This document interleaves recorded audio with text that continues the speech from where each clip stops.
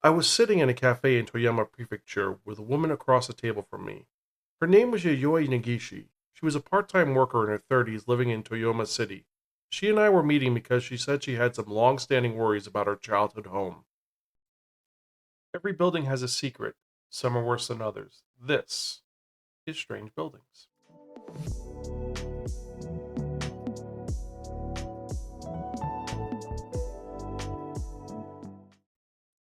I'm Zan, konnichiwa, aloha, buongiorno, and what's up? And welcome to another episode of the Spiraken Book Club, where we talk about various books. And I am so excited because this is our 25th installment of Project 4545, where I read 45 books before I hit 45 years old. How awesome is that? That means we are 20 away from officially hitting it, and we are way ahead of our goal. I think there's 36 weeks left, I think. So, well, we're going to take our time with it. But I digress. So, with that in mind, let's actually get to it because this is a book which is a little different, a little crazy, and more importantly, one which is part of a series. And what am I talking about? Talking about Strange Building by Uketsu 2023. Now, for those of you unaware, this is the third in the Strange series, which is written by YouTuber and mystery man Uketsu, and I'm holding the Barnes& Nobles exclusive edition. This is not a plug to Barnes& Nobles. It is just the edition I have because the original cover is actually a lot cooler than the first cover. And for Uketsu, he is a weirdo who you never see his face, but he's very fascinating. And this exclusive edition also has an interview of his home, and it's kind of interesting and weird. But we're not here to talk about Uketsu, we're here to talk about the book.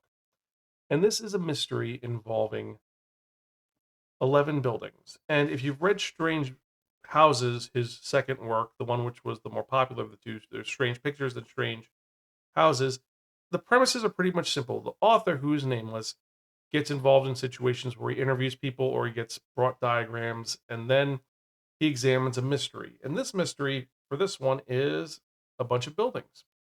And as you can see here in the books, you see blueprints, which there's something unsettling or strange about the blueprints, and you work on it. Now, this one is a pretty simple one. I can spoil a little bit about it because you can see on this blueprint already that there is a hallway with nothing to it. Now, the question is, why is the hallway there?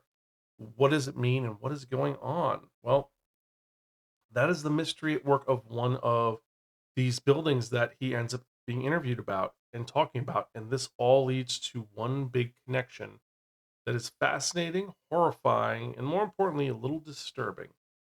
This is a Japanese thriller. So, for the most part, this is not a horror series like The Ring or something that Stephen King would write. This is more of the atmosphere is disturbing and the premise as everything starts moving together, you piece it together.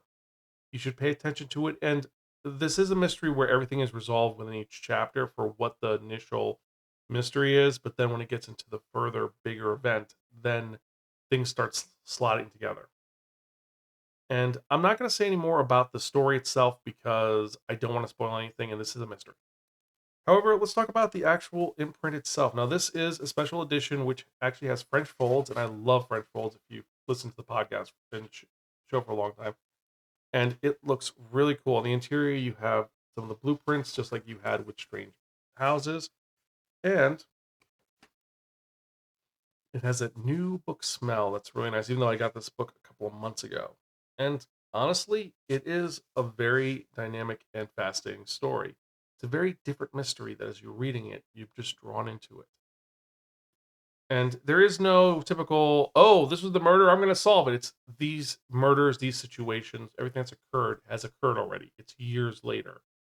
It's just you're trying to solve what happened. It's like listening to a true crime podcast, but you're reading about it instead. And it's extremely accessible, well done, and it is fast paced. This took me only 2 days to read, as opposed to some of my other books I've read recently, which took a long time. And for 382 pages, honestly, it's a great read. I enjoyed it. It was a lot of fun. And for that reason, I'm going to go right into it because there aren't really a lot of characters. The main character is the author, and they interviews different people. And then there's some individuals who are mentioned in each house and each building that he's interviewing about, and that connects somehow. I can't say any more about that. The prose are well done. This has been translated, obviously, from Japanese, so can't really comment on the actual language. There are quotes, but again, it'd be disservice if I spoiled anything to you. So we're not going to do that.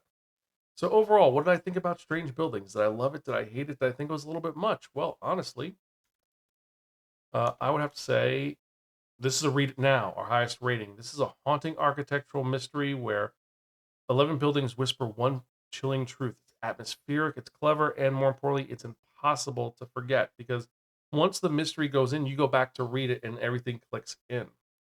It is a great story. And as you can see in this image, the original cover is a little bit spoilery because it spoils the big twist about it, but no worries. We're not going to say any more about that.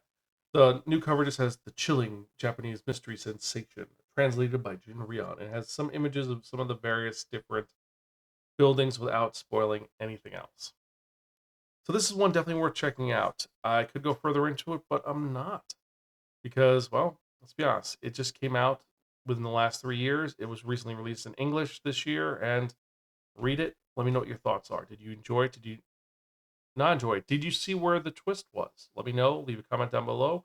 Or you can email me personally at Zan, that's X-A-N, at Spiraken.com. Also, I'd like to say, I want to thank each and every one of you for checking out this show. Every email I get, every new subscriber gives me more motivation to keep doing this show, and I'm going to keep going for a long time.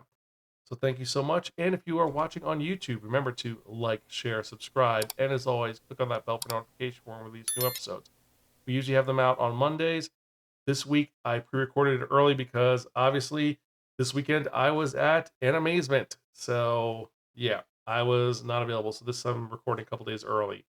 However, this one was definitely worth it. It took me 2 days to read it. It was 1, 2, 3, done. Quick, fast, and neat. So let me know your thoughts. Now for book number 26, what was I going to choose? There's a bunch of V titles I was going through. Do I go sci-fi? Do I go nonfiction? Do I go fiction? I did a mystery. I did a prose nonfiction. I did a sci-fi novel. I did a mystery involving, well, Tet Burrell. So we need something a little bit more fictiony, a little more fun, a little more fairy tale-esque. So for book number 26, what are we doing? We're doing Serena Valentino's Cold Hearted, the 10th book in her villain series. Now, is it smart of me to read this one first when I've never read the rest of the series? Probably not, but we're going to see how it goes. Anyway, regardless, I hope you enjoyed this episode. As usual, I'm your host, Zan. I am Gonzville. I'll catch you guys next time. And as always, keep reading books. I will see you later.